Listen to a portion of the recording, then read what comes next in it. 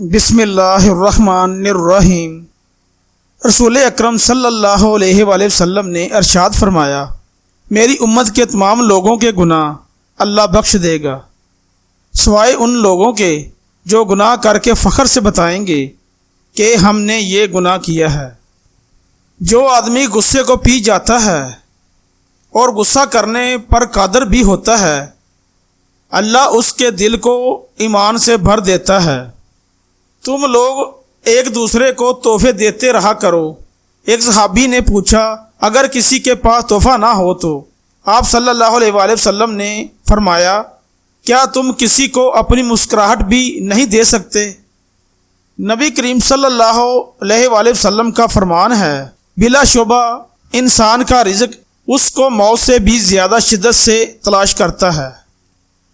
دوسروں کے لیے اچھا سوچو گے تو اللہ سبحانہ تعالیٰ تمہارے لیے راستے بنا دے گا اور مشکلیں آسان کر دے گا۔ رسول اللہ صلی اللہ علیہ وآلہ وسلم نے ارشاد فرمایا، ہوشیار اور توانا وہ ہے جو اپنے نفس کو قابو میں رکھے اور موت کے بعد کے لیے یعنی آخرت کی نجات اور کامیابی کے لیے عمل کرے، اور نادان اور ناتواں وہ ہے جو اپنے آپ کو اپنی خواہشات نفس کا تابع کر دے اور بجائے احکام خداوندی کے اپنے نفس کے تقاضوں پر چلے اور اللہ سے امیدیں باندھے۔ رسول اللہ صلی اللہ علیہ وآلہ وسلم نے ارشاد فرمایا، میری چاہت اور خواہش ہے کہ میری امت کے ہر فرد کے دل میں سورۃ یاسین ہو۔ رسول اللہ صلی اللہ علیہ وآلہ وسلم نے ارشاد فرمایا، لوگوں کے عیب نہ ٹٹولو ورنہ اللہ تعالیٰ رسوا کر دے گا۔ پانی 3 سانسوں میں پینا زیادہ سیر کرنے والا، زیادہ شفا دینے والا، زیادہ بھوک لگانے والا اور زیادہ پیاس مٹانے والا ہے۔ نبی کریم صلی اللہ علیہ وآلہ وسلم نے فرمایا، بہترین اخلاق یہ ہے کہ جو تم سے تعلق توڑے تم اس سے جوڑو، جو تمہیں محروم کرے اس کو عطا کرو، اور جو تم پر ظلم کرے اسے معاف کر دو۔